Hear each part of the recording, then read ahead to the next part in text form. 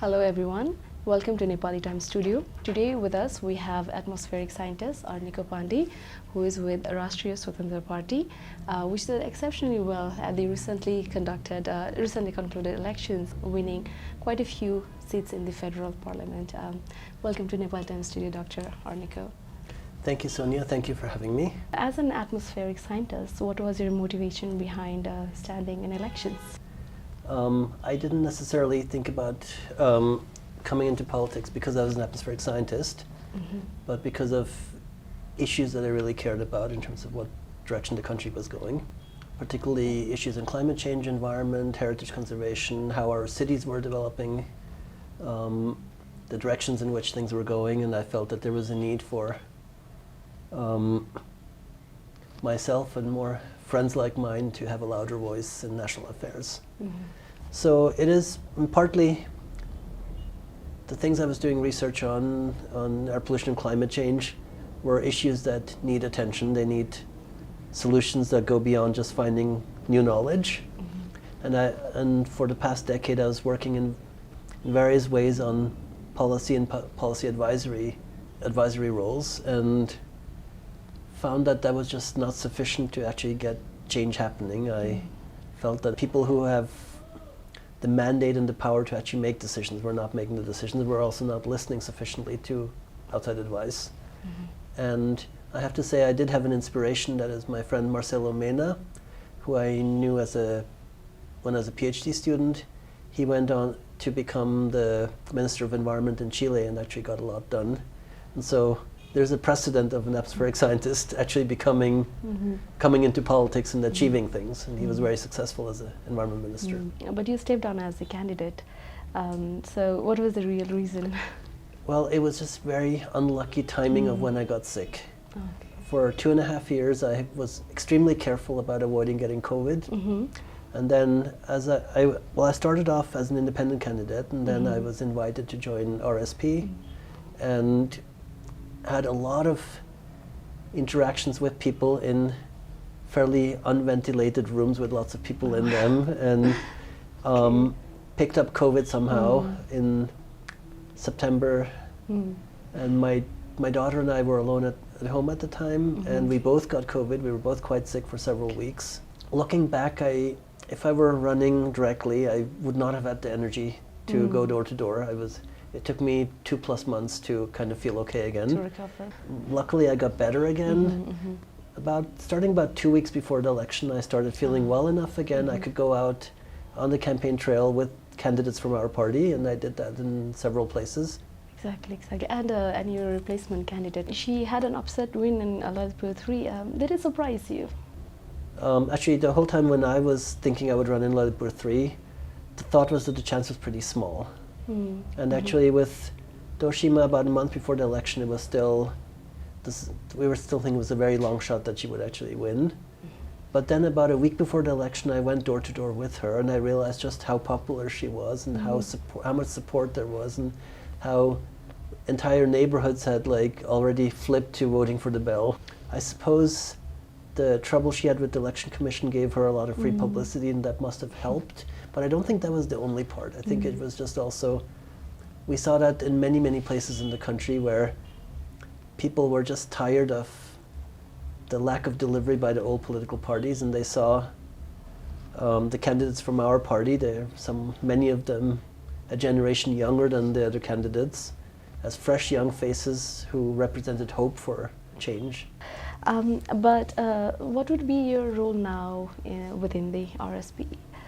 Well, I'm in the Central Committee. I work very closely with the party chair. We're very different personalities, and that actually helps us complement each other. And we need to expand, and the party structure, switching from a startup mode into kind of a functioning organization. What the exact roles will be will very much depend on what the party's role will be in the coming year or two. Whether we'll be in the opposition or whether we'll be part of some coalition government that's forming, what coalition, who's going to lead it. I will, of course, strongly continue to represent issues on climate change and environment and urban planning and things like that, but Also support a lot of the other key positions of the party. One of the biggest items we focused on that resonated the most with our voters was the emphasis on bringing people back to Nepal.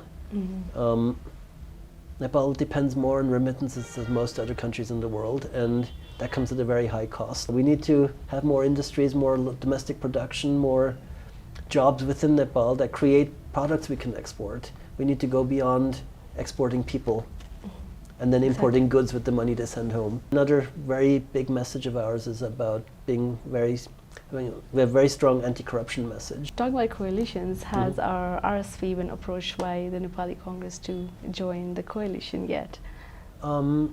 We've had all kinds of informal reaching out, but our position has been that we're not opposed to joining a coalition, but it depends on who will be in the overall cabinet on the team. What kind of joint agenda items do we have? Will joining a coalition help us deliver some of the promises we made to the voters? Will it allow us to build our profile more to show that we're a party that gets things done, no nonsense, at low cost? Or does it just turn us into another one of the same? We're not just here for the next 2 years. We'd like to get a majority in the next election 5 years from now. Well, we got a lot of votes because people had high hopes that we'll do something. Next time we'll have to we'll get votes because we'll have shown that we do things, we get things done. What would be some of the reasons you think your newly formed party, not even 6 months before the elections, in fact, was able to win so many seats in the federal parliament? It's a combination of reasons. One, a lot of voters are very tired of the old political parties, of their lack of delivery, of the corruption, of the lack of care for common people's problems. Then I think Nepali voters had a pattern many times of giving the new guys a chance. And we represented hope to people, that we're a fresh group of people. We actually don't know how to do politics. Many of us don't know how to do speeches. Many of us, we're coming with good intentions to make a difference. What also, of course, played a very big role was our party chair, Rabi Laminchane, being a very well-known face, being someone who has a long track record, actually doing those things that the state should have been doing, that elected leaders should have been doing, but not doing. In a lot of parts of Nepal, he's a folk hero who has done a lot, from building a hospital in Kaliko to working with the diaspora to organize oxygen shipments, etc. During COVID. And it does seem like the RSP does not support federalism much, but isn't devolution, decentralization of power a good thing? We have nothing against devolution of power, decentralization of power, or budgets, or decision making. Our only concern has been with the provincial government structure and the provincial assemblies, and the extent to which they're extremely costly yet not delivering anything. And so we've put forth some proposals of a much leaner provincial government system. So our focus is on improving it, and we did not field candidates at the provincial level because we feel that the way the provincial level is set up right now is wrong. But we're not against having provinces. So does a shift to politics signify that politics is the best way going forward to resolve a lot of our environmental issues like air pollution, solid waste management, climate change? Well, as someone who's started off as a scientist and working in organizations and positions that are more policy advisory to now coming into politics, I think you need a combination of a lot of things to work out. You need the knowledge created by science, but that alone won't bring about changes. Exactly. With climate change, people have known the basic science behind it since the 1960s.